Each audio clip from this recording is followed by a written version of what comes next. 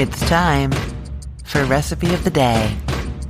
This is a pizza soup. It is ready from start to finish in 15 minutes, and it's really, really simple, but it's going to zap that pizza craving. Everybody's going to like it because you could use whatever pizza toppings you really like. It is ready faster than takeout. It's just a win-win-win all the way around. So as with all of my 15-minute soups, this one has you multitasking a little bit, but you get it done so quick and it's so satisfying. It's so great. Okay, so you're going to turn on the broiler and get it so that the top rack is about 6 to 8 inches from the heat source. We're going to be making some cheese toast to go with our pizza soup. You have to get that cheese and the bread in somewhere, right? Okay, then you're going to put a large pot or Dutch oven over high heat with 3 cups of low or no sodium beef broth and a 28-ounce can of petite diced tomatoes or whatever diced tomatoes you have, 2 cups of tomato sauce, some dried oregano, 1 teaspoon, and a little bit of black pepper, 1/4 teaspoon.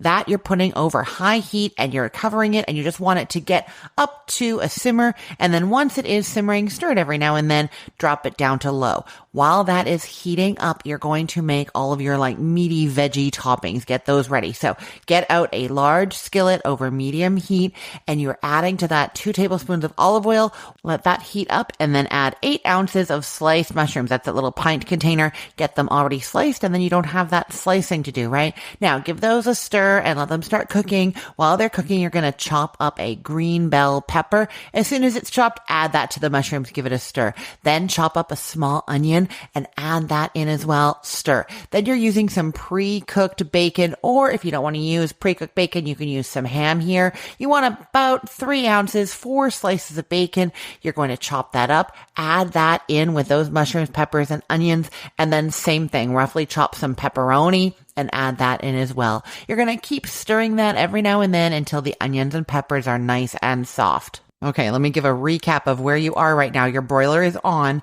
You've got a big pot of brothy stuff coming up to a simmer. Maybe it even already reached a simmer by now and you've turned it down. And then you've got a skillet of veggies and meat that is just softening. While that is all happening, you are going to get out some nice Italian bread. You're going to need about half a loaf of it and you're going to slice it into 4 thick slices. Then put it on your broiling pan under the broiler just to toast it lightly. Take it out, flip it over, and then on that softer top side, you're going to put about 1/4 cup of cheese per slice. Put that back under the broiler just until it's melted and starting to brown. It's just going to take a couple of minutes. Watch it. Okay. Once that is ready, you're going to stir your mushroom, that veggie meat mixture, into the soup. Give it a good stir, ladle that into bowls, and serve it with your cheese toast.